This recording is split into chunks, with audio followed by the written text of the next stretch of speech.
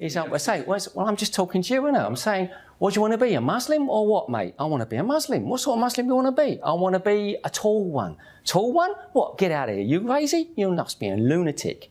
My name's Gary Busby, but it's changed to Süleyman 15 years ago when I embraced Islam. I'm nearly 60 years old now. I come from London, the East End of London, Hackney, which makes me a Cockney. You know, that's a real thing. People will say they are. I actually am, if you couldn't tell already.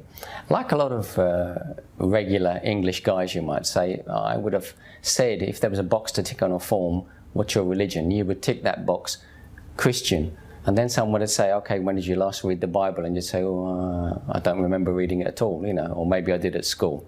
So, you know the Lord's Prayer, and maybe you went to church for somebody's wedding or a funeral, and that's about all you know. And that's what most Christians are in UK, the majority so-called Christians. So I was one of those. I arrived in Bahrain in the 1st of June 1984, which was also the 1st of Ramadan. So one of my first experiences was to see people fasting. But the first thing I really noticed was to hear the call to prayer coming from the nearby mosque. I heard this voice singing out over the streets, and I heard another one. It was like in a cannon. You could hear stereophonic sound as they were picking up. And I asked somebody, what's that guy saying? Actually, the guy I asked didn't know.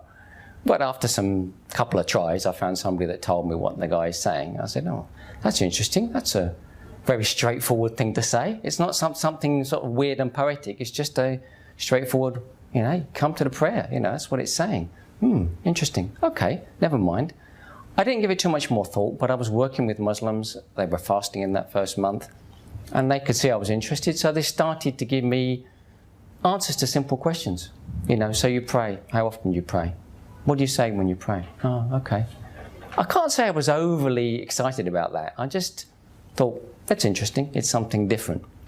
Jump forward many years. I was in Turkey in the mid-90s. And there I saw something else. There I saw a country full of Muslims living in a secular state.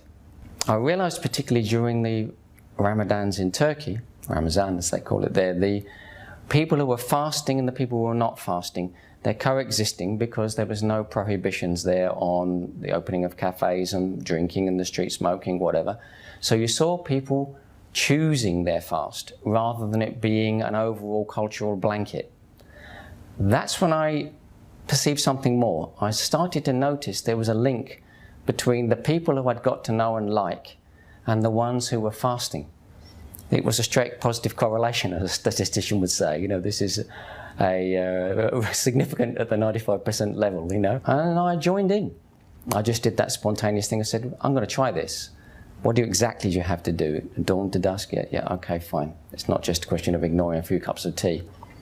Immediately I found it tough, and immediately, respect. You know, this is not easy. You have to want to do this. And during that time, somebody saw that I was interested, and they gave me my first Quran. Jumping ahead, I came back to Dubai. My boss at work, Emirati gentleman, had been talking to me about a project that had been introduced to him by some guys he'd met. So we went for dinner with these guys, and we sat down to have dinner, and my boss introduced me with a masterstroke. He said, meet Gary Busby, he works for me. He's the worst sort of kafir. And I was shocked. I'm like, what? You know, this is like an insult, you know? What do you mean by that? I knew he meant, yeah, he grinned on his face when he said it, but even so, it was still a bit of a strong statement. And he said, the trouble with him is he's read Quran, he's studied the life of the Prophet ﷺ, he knows quite a lot about Islam, he's asked me a lot of questions about it, and he still doesn't want to embrace. He says, well, chance to solve it. Ask the guys these questions you've been asking me. So I started asking them, and that was like 7 p.m. and 8 p.m. came and went, and so did 9, 10, 11, and 12. And at 12 o'clock, they threw us out the restaurant, and we stood in the street. We stood in the street for another half an hour, and I kept asking my questions. And it was somewhere between midnight and 1 a.m. We're standing in the street here in Garhoud in Dubai, and I guess it went quiet, and one of the guys said to me, so, have we answered all your questions?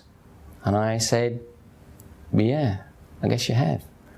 And he said, well then, why don't you just take the step you need to take, step across that bridge and do what you need to do. And that's what I did. That was on a Tuesday night, I think, and on that Friday, I embraced Islam in a mosque in Dubai. One of my biggest concerns around the time that I embraced Islam, immediately before and still immediately afterwards, was that I felt I might be getting into something that was too prescriptive. You know, that I might find that this new way of life was going to be like a straitjacket, and it was going to tell me too much, to restrict me too much, give me no options, no choice, lose freedom of choice. That turned out to be true and not true at the same time, in a very happy way, because yes, it does tell you what to do, but it tells you in the way that your father tells you what to do if he's a good father. He's giving you the best advice. You can still choose what you take of it and how you do it. You know, it's up to you. You're still a human being, but now you know you're being given good advice, and that's very comforting, isn't it? I'd actually found the formula. This was the way to fix myself. You know, follow what it says in the Quran. And it was like having the most wise dad in the world who was always hanging around near you to tell you stuff. Ah, don't do that, you know. And I thought, wow, this is amazing, everything.